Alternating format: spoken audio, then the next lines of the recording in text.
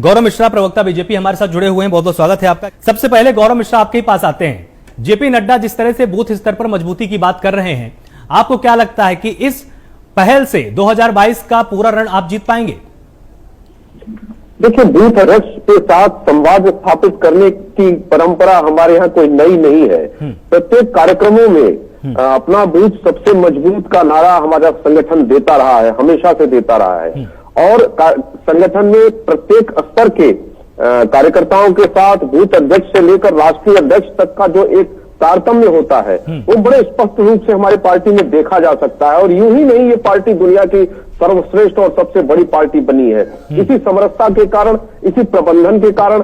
यही कारण है कि हम किसी भी चुनाव को बहुत गंभीरता से लेते हैं और जनता के बीच में 12 महीने रहते हैं, चाहे बड़ा नेता हो चाहे छोटा नेता हो। सभी नेताओं में एक सामान्य भाव, जो कार्यकर्ता का भाव होता है, वो समान रूप से पाया जाता है। यही वजह है कि भारतीय जनता पार्टी किसी भी अन्य दल की तुलना में बिल्कुल अलग खड़ी दिखाई देती है और प्रत्येक परिस्थिति में अलग खड़ी दिखाई देती है। वहीं अन्य दलों को हम लोगों ने हाशिए पर लाकर के खड़ा कर दिया है और उन्हें ट्विटर और सोशल मीडिया तक ले करके चिपका दिया है। और पूरे आप 4 साल के कार्यकाल में देख लीजिए, विपक्ष ट्विटर से बाहर नहीं निकल करके आ पाया, कभी भी सोशल मीडिया से बाहर निकल करके नहीं आ पाया। हाँ, अब जरूर जब अंतिम वर्ष, चुनावी वर्ष आया है, तो सड़कों पर दिखना शुरू कर दिए हैं। यदा कदा कार्यक्रम दिखना शुरू हो गया है, चाहे वो कैलेंडर के रूप में प्रियंका गांधी जी दिख रही हो और या फिर बैठकों के रूप में अखिलेश जी दिखाई दे रहे हो। तो मुझे लगता है कि ये उन लोगों के लिए भी सीख है, अच्छा है। जनता के बीच में जाएंगे, जनता उनकी परीक्षा लेगी और हम तो पूरी तरह से आश्वस्त हैं। हम अपने कार्यक्रमों के बल पर, सरकार के कामों के बल पर, विकास कार्यों के बल पर और जो संगठन का जो संवाद है सीधे जनता के साथ में। गौरव जी, आपके पास वापस लौटेंगे। शोभाना जी, गौरव जी जवाब दीजिए इनकी बात का। इनका ये कहना है कि संगठन की चिंता नहीं थी आज तो चिंता इस बात की थी कि आखिर कंट्रोल किसके हाथ में रहेगा, रिमोट की चिंता सबसे ज्यादा है। देखिए, 2022 का रिजल्ट जब आएगा ना, तो वो बहुत स्पष्ट बता देगा कि ये चिंता किसकी थी किसकी नहीं थी। ये बड़ी अच्छी बात है कि विपक्ष इस मुगालते में रहे कि ये आंतरिक कलह है और संगठन की परेशानियां हैं और 2 गुट काम कर रहा है, 3 गुट हो गया, 4 गुट हो गया। ऐसे गुटबाजी के तो शुगुफे न जाने कितने पहले भी छोड़े गए, लेकिन जब रिजल्ट आता है चुनावों का तो ये सारे किंवदंतियां सब समाप्त हो जाती हैं। इसी प्रकार ये भी समाप्त हो जाएंगी। हमारे यहाँ निरंतर एक परंपरा चलती है, एक प्रक्रिया है, जिस प्रक्रिया के माध्यम से कोई भी नेता कभी भी कहीं भी उसकी ड्यूटी लगती है और राष्ट्रीय अध्यक्ष से लेकर के मंडल अध्यक्ष तक सभी प्रकार के कार्यकर्ता हर प्रकार के कार्यक्रमों में संलग्न होते हैं और उसमें अपना पूरा 100% देते हैं। यहाँ तक कि मैं आपके सामने बैठा हूँ, 86 बूथों की जिम्मेदारी मेरे ऊपर है। मैं जाता रहता हूँ सभी सेक्टरों के उस 86 बूथों में जितने सेक्टर आते हैं वहां पे जाता रहता हूँ और कभी भी जा सकता हूँ। ऐसा नहीं है कि संगठन में अंतर्कलह के कारण ही कोई बड़ा राष्ट्रीय नेता आता है और अपने से मनगढ़ंत कहानियां रच करके और उसको मसालेदार तरीके से प्रस्तुत कर देना टीवी चैनलों पर बैठ करके और फिर उस पर रोटी सेकना। ये अच्छी बात है, विपक्ष करता रहे, लेकिन हम तो अपना काम करते रहेंगे। गौरव जी ने किसी विपक्ष के नेता ने नहीं कही है, कार्यक्रमों के माध्यम से जाते रहेंगे। ये वरिष्ठ पत्रकार हमारे साथ जुड़े हुए हैं, विपक्ष के नेता नहीं है। नहीं ठीक है, वो वरिष्ठ पत्रकार हो, इनका अपना विश्लेषण है, कोई दो राय नहीं है। देखिए, उनकी अपनी समीक्षा हो सकती है, जिस चीज की आवश्यकता होती है, जो आवश्यकता महसूस होती है, उसके अनुसार संगठन निर्णय लेता है और काम करता है। ठीक, बात चलते हैं। ठीक है गौरव जी, एक बहुत ही जरूरी बात यहां पर कीर्ति निधि पांडे ने आपसे पूछी है कि जिस तरह से आप लगातार आरोप लगाते आए हैं कि विपक्षी पार्टियों में पैराशूट जंपिंग होती है, कि कोई भी बाहर का नेता आकर मैदान में कूद जाता है, ऐसा तो आपने भी किया। गुजरात कैडर के आईएएस थे, क्या जरूरत थी विधान परिषद में उनको टिकट देने की?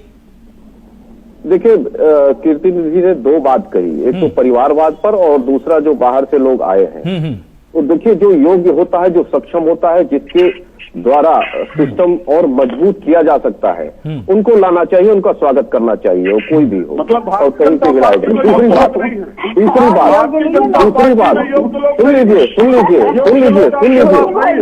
सुन लीजिए पूरी बात सुन लीजिए, जवाब के बाद बोलिएगा। परिवारवाद उसको कहते हैं कि अखिलेश जी का बेटा अगर गर्भ में है तो पहले ही तय हो जाता है कि अगला भी राष्ट्रीय अध्यक्ष यही बनेगा और मुख्यमंत्री का हकदार भी नहीं होगा। इसको परिवारवाद कहते हैं। और माननीय पंकज जी की आप बात कर रहे हैं, पंकज जी ने जितना संगठन में काम किया है और जितना प्रदेश में काम किया है,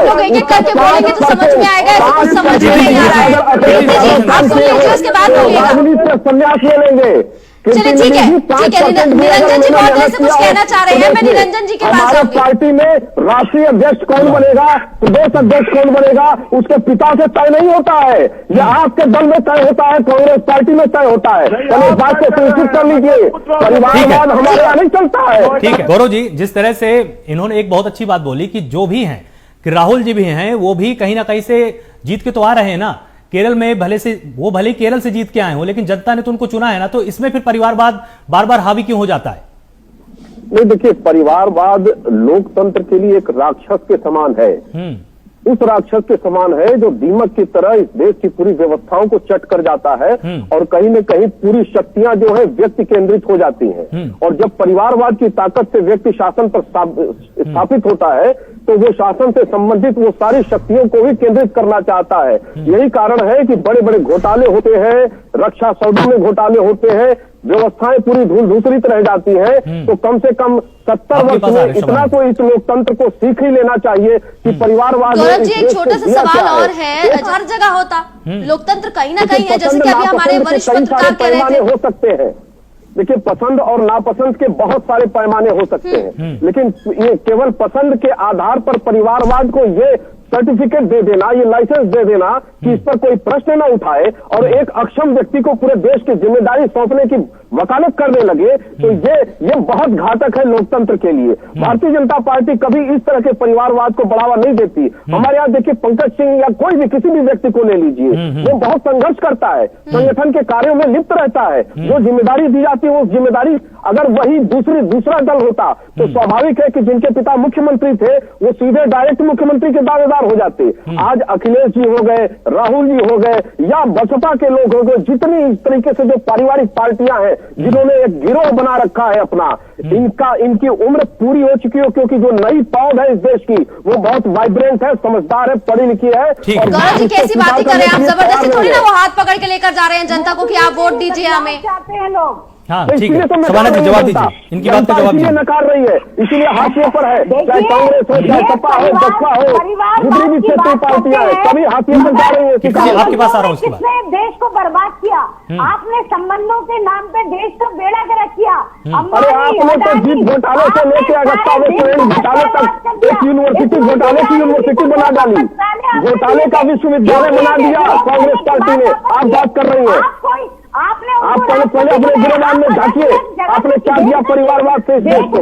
जो बातें अभी हमारे वरिष्ठ पत्रकार ने कही है, इस पर आपकी टिप्पणी बहुत ज्यादा महत्वपूर्ण है कि सब कुछ ऑल इज वेल वाली बात नहीं है क्या? नहीं, निश्चित रूप से महत्वपूर्ण बातें इन्होंने कही, लेकिन इसमें स्पष्ट करना चाहेंगे कि ये काफी पहले की बात है और एक लोकतांत्रिक दल के अंदर किसी भी कार्यकर्ता को ये स्वतंत्रता होती है कि किसी भी मंच पर वो अपनी बात को रख सके। तो मुझे लगता है कि इसको बिल्कुल इस नजरिए से देखना कि 2022 के चुनाव में वही फैक्टर काम करेगा, तो ये मुझे लगता है कि ये दिवा स्वप्न है। हमारा संगठन फिर से चाक चौबंद हो चुका है, दुरुस्त हो गया है और लगातार हम लोग जनता के साथ और संगठन के कार्यों के साथ ही साथ जो हमारे विधायक हैं उनके साथ एक तारतम्य बना करके चल रहे हैं। और 2022 में आप देखिएगा ये संपूर्ण शक्ति एक साथ जमीन पर दिखाई देगी और परिणामों में ये दिखेगा भी। मुझे लगता है कि किसी गलतफहमी में किसी विपक्ष को नहीं रहना चाहिए। ठीक है।